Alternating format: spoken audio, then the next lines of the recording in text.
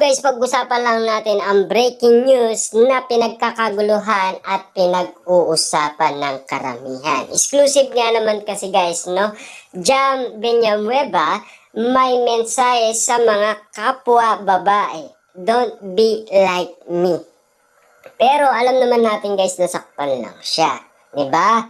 Alam naman natin guys, dahil sa pagiging cheater umano guys ni Anthony at ni Maris Racal. Siyempre guys, pinost niya yun Ang dami, sunod-sunod daw ayon sa lahat ng mga netizens. Siyempre guys, kitang-kita naman natin na pinagtanggol siya ng lahat ng mga netizens. Kasi alam naman natin guys na uso na ang pagiging cheater. Simula last 2023 hanggang ngayon ay meron pa rin guys na lumalabas sa iba't ibang mga artista ang ganitong sitwasyon na iwalayan dahil sa cheater. Nagbigay ng mensahe si Jam sa mga kababaihan matapos niyang isiniwalat ang pagtataksil umano sa kanya ng ex-partner niyang si Anthony.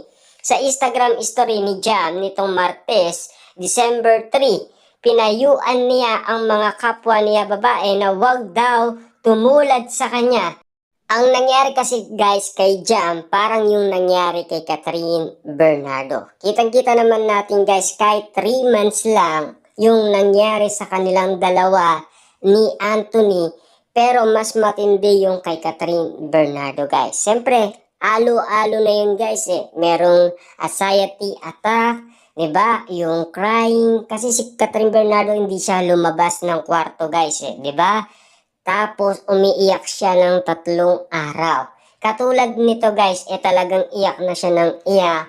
At siyempre, halo-halo yan dahil sa panlolokong ginawa ni Anthony sa kanya at ni Maris Racal. Kita niyo naman guys, no? Talagang cheater issue ang iwalayan ng mga artista kung bakit sila nag-iiwalay. Kitang-kita naman natin guys, ang kanilang sarili ay natutulad lamang sa iba't ibang mga artista. Katulad ng mga sitwasyon na kung ano ang nangyari sa Katniel, nangyari din kay Maris at Anthony.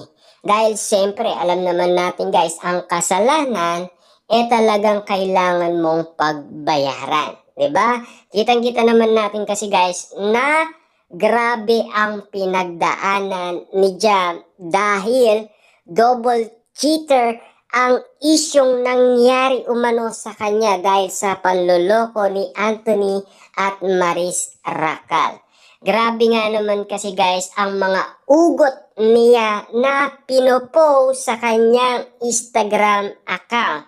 Kitang-kita naman natin kasi guys na dagdag pa ni Jam, hindi na raw naging madali para sa kanya ito, lalo nang padalahan siya ni Anthony ng mensahe. Wow, grabe guys, no? Nagtiwala nga naman si Jam sa kanyang boyfriend, pero meron na palang nangyayari na hindi maganda.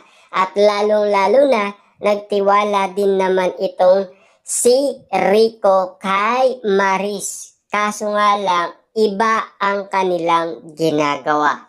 Diba? Kita nyo naman guys, kaya nga naman pala, hindi niya tinanggap guys ang propose ni Rico kay Maris dahil may rason nga naman kasi. May dahilan siya kung bakit hindi niya tinanggap yon.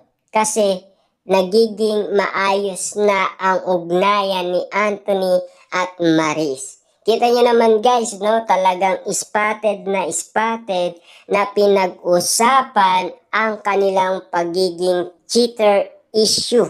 Double nga naman kasi guys, kaya kitang-kita naman natin na galit lahat ng mga netizens. Binatikos sila ng walang sawa at hindi tumigil lahat ng mga netizens. Dahil alam naman natin guys, paulit-ulit nga naman nag-post itong si Jam. Kaya nga naman guys, laging sinasabi ni Jam, kaya naman kung may babae rin daw na nasa parehong sitwasyon kagaya niya, umasa siyang makakapag-ipon ito ng lakas na unain ang sarili at kapayapaan nito. Wow, grabe, no? Talagang napakabuti nga naman ni Jam na sinishare pa ang kanyang mga naranasan dahil sa iwalayan or dahil sa panlolokong nangyari sa kanyang buhay pag-ibig. Tulad na lang guys ng pagiging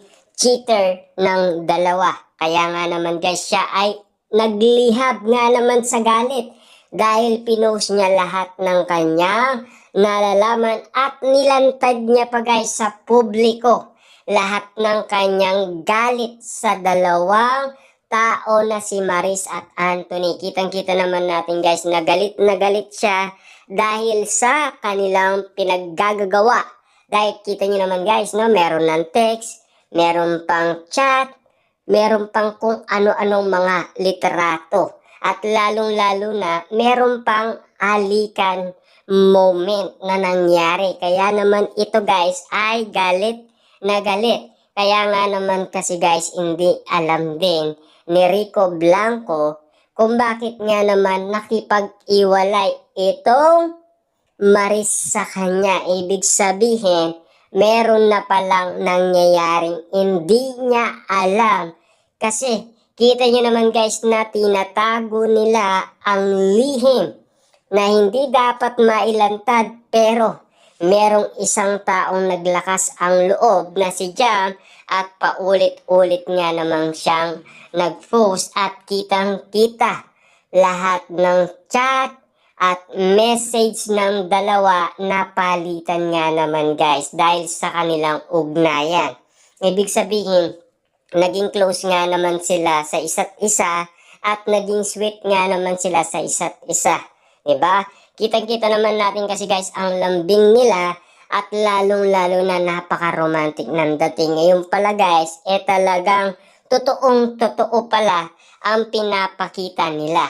Hindi lang bilang magka-love team, bilang magjowa na rin. Kasi meron na silang nasaktan na ibang tao. Grabe guys, no? Yung mga ginawa nila talagang siguradong masasaktan ang ibang tao kapag ikaw ay naging cheater sa dati mong minahal. Ngayon ay ikaw ang nakapanakit dahil sa pagiging cheater issue.